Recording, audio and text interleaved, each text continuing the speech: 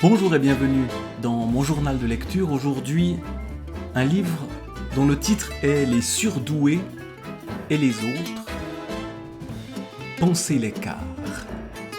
Écrit par 3 personnes, Carlos Tinoco, Sandrine Gianola et Philippe Blasco.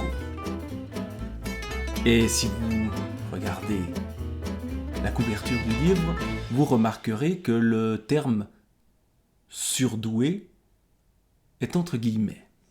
Qui sont les surdoués ?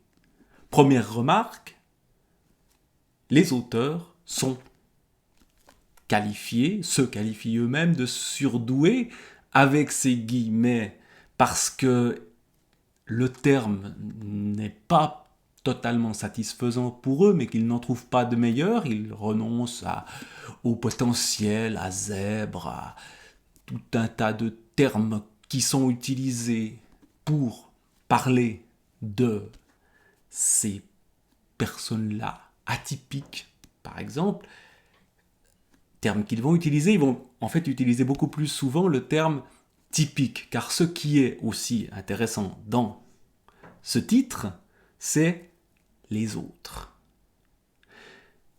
Il s'agit donc de 3 personnes surdouées qui essayent de comprendre comment eux-mêmes fonctionnent dans leur cerveau et comment les autres fonctionnent aussi. Et il est pour les surdoués tout aussi difficile, sinon plus difficile, de comprendre le fonctionnement typique, le fonctionnement des gens dits normaux.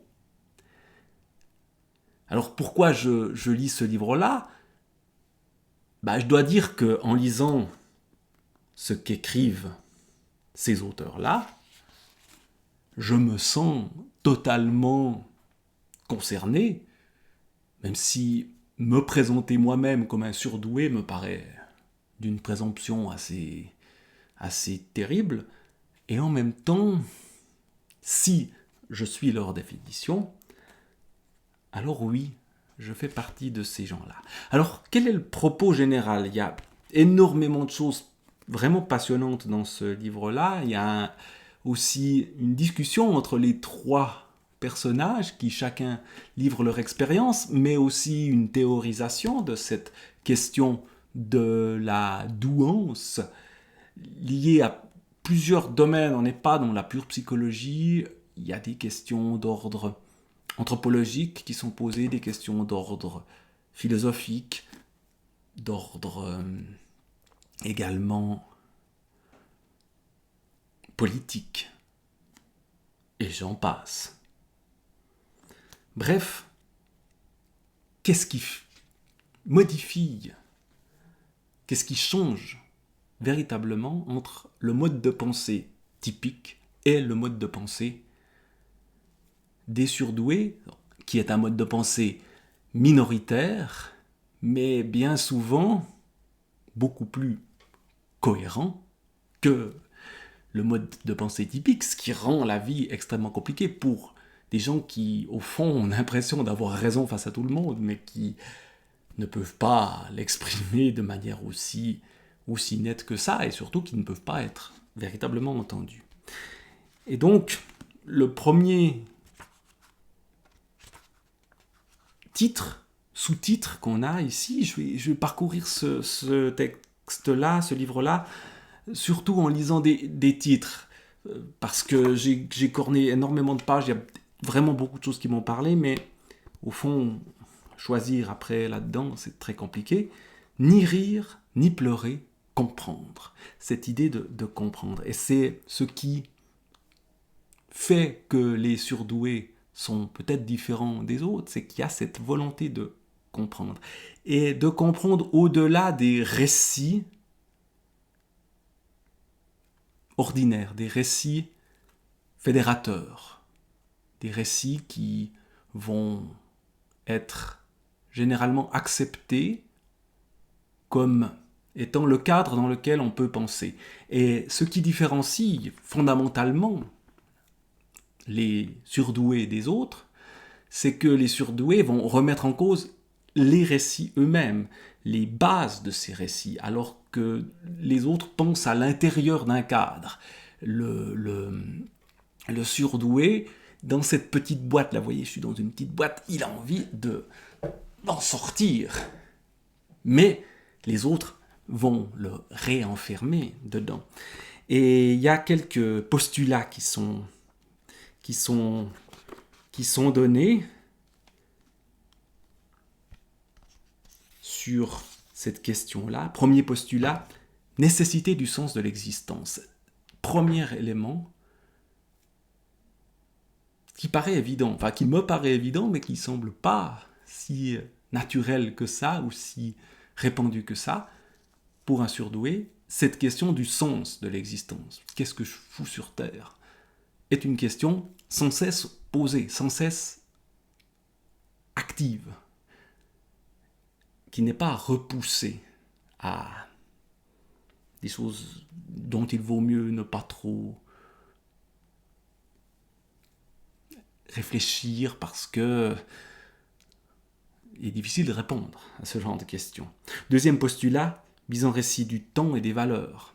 Troisième postulat, récit singulier et récit collectif. Le surdoué va forger son récit singulier et prendre écart, parfois avec les récits collectifs. Les récits religieux, les récits liés à des professions, les récits familiaux, les récits nationaux, etc., etc., etc. C'est dans tous les domaines, les récits professionnels, qui sont remis en cause en disant, mais là on nous dit ça, ça semble aller de soi, mais ça ne va pas de soi. Et puis, cinquième postulat, prise en charge collective du récit singulier, omniprésence du récit, nécessité du rituel, par exemple. Là aussi, la question des rites est problématique pour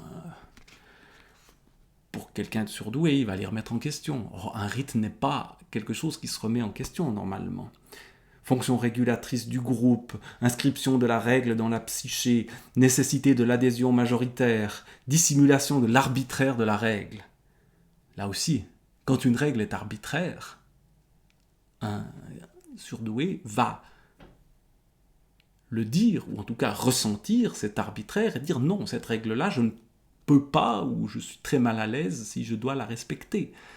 Donc on a ce genre de questions. Valeur a priori de la parole. Et puis,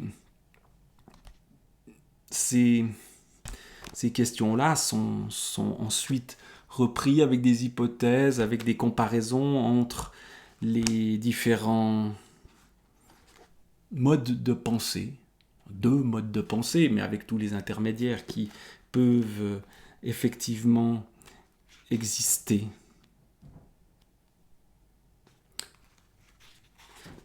Prenons une question, la question la plus centrale. Face à la mort, une énigme universelle. Comment vais-je parvenir à vivre en sachant que le temps passe et que je vais mourir ? Comment les autres font-ils pour s'en accommoder ? La juxtaposition de ces deux interrogations est l'un des points les plus saillants de la clinique des surdoués. Bien sûr, ceux qui consultent sont souvent ceux qui peinent à travailler leur angoisse et se sentent particulièrement démunis face à cette première question. Mais on aurait tort de sous-estimer le poids de la seconde, qui constitue le mur sur lequel ils viennent inlassablement buter. Comment les autres font-ils pour s'accommoder ? Comment les gens font-ils, c'est une question que je me suis souvent posée, pour vivre leur petite vie banale, se lever le matin, aller au boulot, s'emmerder à son travail, retourner le soir dans sa villa, s'emmerder avec ces gens qui sont toujours les mêmes et ils font toujours les mêmes choses, alors qu'ils vont mourir. Ils constatent qu'autour d'eux, la plupart des gens, donc ils, c'est les surdoués, ils constatent qu'autour d'eux, la plupart des gens ne semblent pas rongés par les mêmes vertiges et supportent sans trop de mal ce même quotidien qui leur paraît écrasant. Cet écart est le principal argument de toutes les approches qui pathologisent la douance. Chez ces auteurs-là, les surdoués ne sont pas des malades. C'est un mode de pensée, un mode de vie, un rapport à l'existence, au fond, qui est différent. C'est vraiment une différence au fond d'ordre philosophique qui est présente, ou d'ordre anthropologique. Et les apports de ces branches-là sont souvent mis en avant, avec la psychanalyse aussi, par exemple. C'est pourquoi il est essentiel d'approfondir ce qui se joue dans cet antagonisme entre deux modes de mise en récit de l'existence. L'enjeu est conceptuel. Donc on est vraiment dans une réflexion sur deux façons de concevoir les choses. Mettre la question du sens, la question de la mort au centre, toujours, ou la rejeter en arrière et fermer les yeux et ne pas trop en parler, parce que évidemment ça dérange tout le monde. Il s'agit ici de traquer au plus près ce qui se joue dans le psychisme autour de la mise en récit, mais il est également clinique, rendre compte du fonctionnement typique de manière satisfaisante, c'est desserrer l'étau de cette double interrogation, car les réponses habituelles sur le fonctionnement psychique typique sont erronées ou incomplètes. Le discours conscient par lequel la majorité des gens croient avoir à peu près résolu le problème de leur conscience de la mort est un faux semblant qui masque l'essentiel. On voit bien que c'est le point de vue des surdoués qui est donné ici comme étant, au fond, le point de vue cohérent. Non seulement la limite imposée par la mort n'est pas acceptée ou mise de côté dans le fonctionnement typique, mais elle le conditionne tout entier, selon des modalités qu'il faut à présent dégager si l'on veut comprendre en quoi elles sont radicalement interdites aux surdoués. Et ensuite, donc, le problème est analysé de manière logique. Proposition 1, je vais disparaître. Proposition 2, tout ce qui m'entoure va disparaître. Proposition 3, tout ce que je veux créer va disparaître. 4, mon contenu psychique, sensation, représentation, émotion, n'appartient qu'à moi. 5, mon contenu psychique s'impose généralement à moi sans que je le maîtrise, ni n'en connaisse la source et change à chaque instant sans que je puisse prévoir ce changement.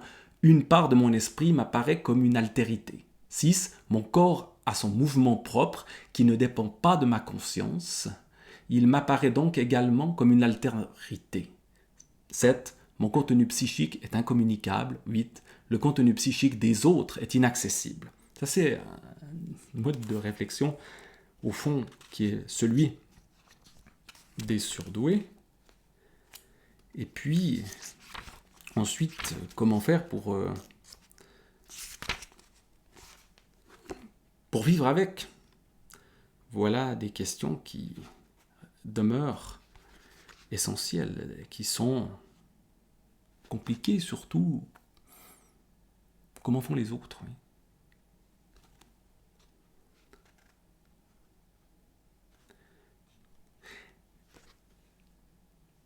Parmi les récits qui sont remis en cause, il y a aussi les morales de ces récits et la manière dont on utilise certains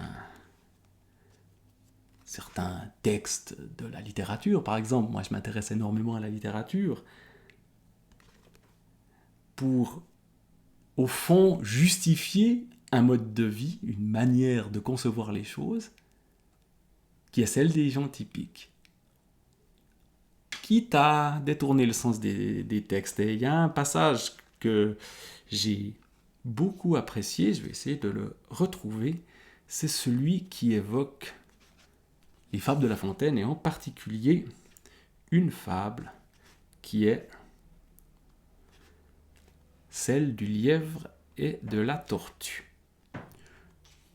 Où tout d'abord on nous montre de manière assez claire que La Fontaine lui-même était un lièvre et pas une tortue, et puis que finalement le message encensant la tortue est une manière de montrer que les surdoués sont des gens dont il faut se méfier. L'écart face au désir. Voilà le sujet qui est mis en avant. Plaidoyer pour un lièvre. Et puis ensuite c'est écrit SG, donc on sait à chaque moment quel est l'auteur. SG, c'est donc Sandrine Gianola, l'une des 3 auteurs ou autrices, dans ce cas-là, de ce livre. Il était une fois une certaine tortue qui défia un certain lièvre à la course. Tout le monde connaît cette fable de Jean de La Fontaine. La morale, telle qu'elle est comprise et enseignée aux enfants dans les écoles, relève d'un véritable hymne à la constance et à l'effort. Le lièvre y est d'ordinaire présenté comme imbu de lui-même, tout persuadé qu'il est de gagner la course. J'affirme qu'il s'agit là d'un contresens éhonté, servant les intérêts d'une idéologie du mérite et de la médiocrité érigée en sagesse. Je dois dire que quand on lit ceci, il y a un plaisir de se dire « Ah, tiens, je vais aller revoir ces fables de La Fontaine et les relire avec une nouvelle façon de voir les choses. » C'est une évidence que le lièvre va infiniment plus vite que la tortue. Il le sait, et c'est pourquoi il sait aussi qu'il serait ridicule d'en tirer la moindre forfanterie. C'est bien ce sur quoi insiste La Fontaine dès le début. Lui, cependant, méprise une telle victoire, tient la gageure à peu de gloire, croit qu'il y va de son honneur de partir tard. Ce qui engage le lièvre dans cette course ne peut pas être l'ambition de vaincre la tortue. Il semble ne pas du tout comprendre ce qu'il fiche là. Il n'y a pas ici à fuir les chiens. Alors pourquoi ce défi ? S'il cède de bonne grâce devant l'insistance de la tortue, c'est en réalité pour ne pas la contrarier par pure politesse. Le lièvre de la fable ne se sent point interrogé dans son essence. S'il avait été élevé parmi les tortues par des tortues, et se prenait pour l'une d'entre elles, il éprouverait sans doute un certain malaise. Sans pouvoir mettre la patte sur sa différence, là on voit cette question des gens, des surdoués parmi les typiques, qui se ressentent un malaise, disent « mais je ne suis pas normal ». Se demandant pourquoi il ne lui est pas possible d'avancer comme tout le monde, comme il faut. Autrement dit, sans bondir. Il entrerait dans des complexes et des questionnements existentiels majeurs. Il se sait lièvre et tout à fait adapté à ce pourquoi il est fait. Donc, sans en éprouver plus de tourments, il bondit. Pour une question d'honneur et par souci d'équité, il laisse la tortue le devancer. Son désir, du reste, l'engage loin de la piste en ligne droite que suit la tortue avec opiniâtreté, ce qui donne à son parcours des allures erratiques. Mais à bondir ainsi un peu partout, il s'épuise et s'endort.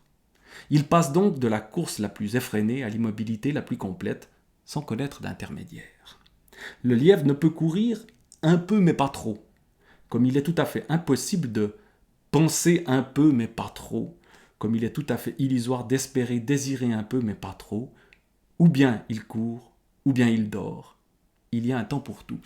Cette expression « penser un peu mais pas trop », vous savez, cette injonction qu'on vous fait de mettre le cerveau sur off.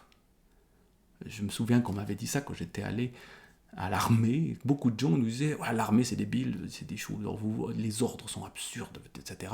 Tu mets le cerveau sur off, tu t'en fous. » Et moi j'étais totalement incapable dans ce cadre-là, et j'ai très mal vécu ma vie militaire, parce que j'étais effectivement en permanence conscient de l'absurdité des ordres qu'on me donnait et de l'ambiance de mort, c'est-à-dire qu'on se préparait à la guerre, quoi, même si aucune guerre ne menaçait à ce moment-là, en Suisse, mais il y avait quelque chose qui faisait que je ne pouvais pas m'empêcher de continuer à penser, à trop penser peut-être, mais en même temps, dire « ne pense pas » me paraît être une absurdité totale et une impossibilité. Ça pense dans ma tête et dans la tête de plein de gens, ça ne s'arrête pas comme ça. Je ne peux pas tourner un bouton, il n'y a pas, il n'existe pas, il faut le chercher partout, il n'y a pas. Revenons au lièvre et la tortue, parce que c'est vraiment un passage que j'ai beaucoup apprécié.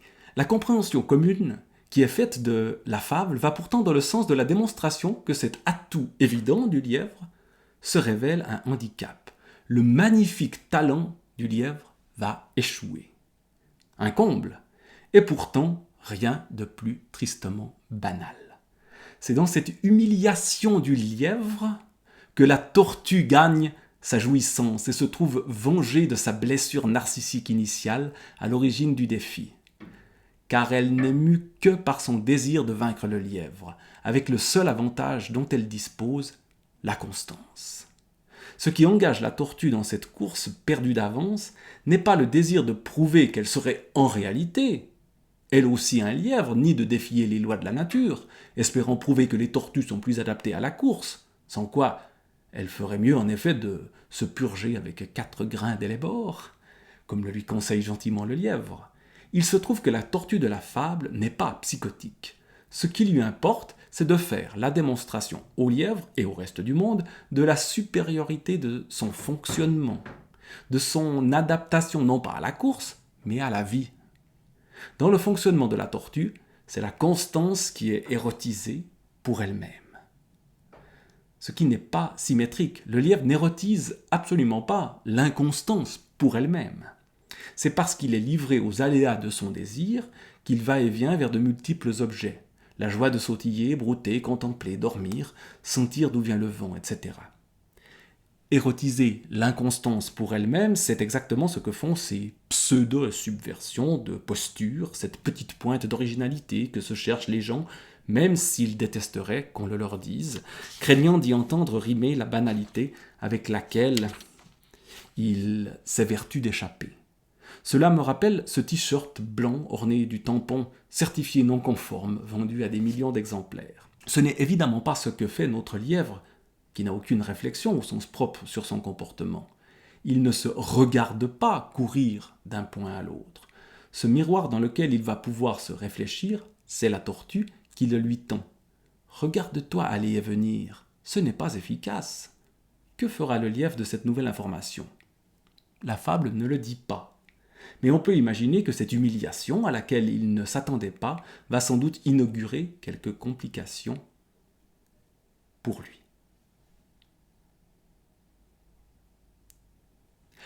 Voilà une analyse intéressante. L'interprétation est donnée juste après. L'errance du désir contre l'érotisation de la constance. Rien ne sert de courir, il faut partir à point. Encore faut-il savoir où l'on va, et pour quelle raison. Si la tortue est axée sur le comment gagner la course, le lièvre, lui, ne cesse de s'interroger sur le pourquoi d'une telle course. Quel sens ça a de faire une course face à une tortue pour un lièvre ? Quel intérêt il y a à faire ça ? C'est absurde. Et donc, il ne prend pas ça au sérieux. Et puis, si elle peut être contente de gagner, tant mieux pour elle. Et donc, on voit bien qu'il y a ce décalage. Et là, on a, à travers cette fable-là, et à travers beaucoup d'exemples dans ce livre liés à ce qu'ont vécu ces personnages-là, ou ce qu'ont vécu donc ces auteurs, mais ce qu'ont vécu aussi d'autres personnes, de cette manière qu'ont les gens typiques, sans jamais s'en rendre compte, de postuler que ce que font les surdoués n'est pas normal, n'est pas ce qui se fait. Or, les surdoués fonctionnent différemment, et je trouve très intéressant justement de prendre conscience de cette différence, de cette plus grande cohérence aussi, de comprendre aussi que il y a des freins énormes à l'action qui sort des cadres. Aujourd'hui, je crois qu'on le voit par exemple de manière très très forte avec la question du réchauffement climatique, qui implique, si on veut sauver les meubles, de changer totalement ce que aujourd'hui les gens à la mode disent de logiciel, de manière de penser. C'est-à-dire que on doit sortir du cadre et vivre différemment et penser différemment. Or, les typiques, qui sont très nombreux, n'y arrivent pas. Ou que si l'évidence saute aux yeux, et on voit bien le nombre de gens qui trouve des faux fuyants par rapport aux discours et aux faits scientifiques aujourd'hui évidents, prouvés du réchauffement climatique, et on continue à penser dans un cadre et à vivre d'une manière qui est totalement incompatible avec la manière dont on devrait véritablement vivre si on avait pris conscience de la réalité et de ce qu'implique ce réchauffement climatique, par exemple. Tenir bon dans la caverne. Comment faire quand on est surdoué, quand on pense différemment et que on constate les incohérences des autres? Comment faire pour s'en sortir? Sortie de cadre, ni Dieu ni maître. Voilà une possibilité. Est évoqué un livre futur, je crois qu'il n'existe pas encore, l'acte 3. Il y avait un livre auparavant d'un des auteurs, je n'ai pas lu, mais qui insisterait sur la créativité, sur l'art, sur la création d'un autre monde, par ceux qui, justement, ont les outils pour le faire. Voilà, un livre vraiment intéressant et qui sort du discours clinique, du discours lié à cette idée de développement personnel, etc., qui est à la mode sur ces surdoués, ces zèbres, etc., tout ce blabla généralement fait par des gens qui ne sont pas eux-mêmes des surdoués, qui eux-mêmes essayent de les ramener dans leur rang et qui sont voués à l'échec. Mais ici, on a, je crois, une réflexion qui est vraiment approfondie. Donc j'espère que la suite arrive bientôt. Et vraiment, c'est un livre qui m'a beaucoup parlé, qui a énoncé des choses que je ressentais sans pouvoir les dire clairement. Donc, les surdoués et les autres, pensez l'écart de Carlos Tinoco, Sandrine Gianola et Philippe Blasco.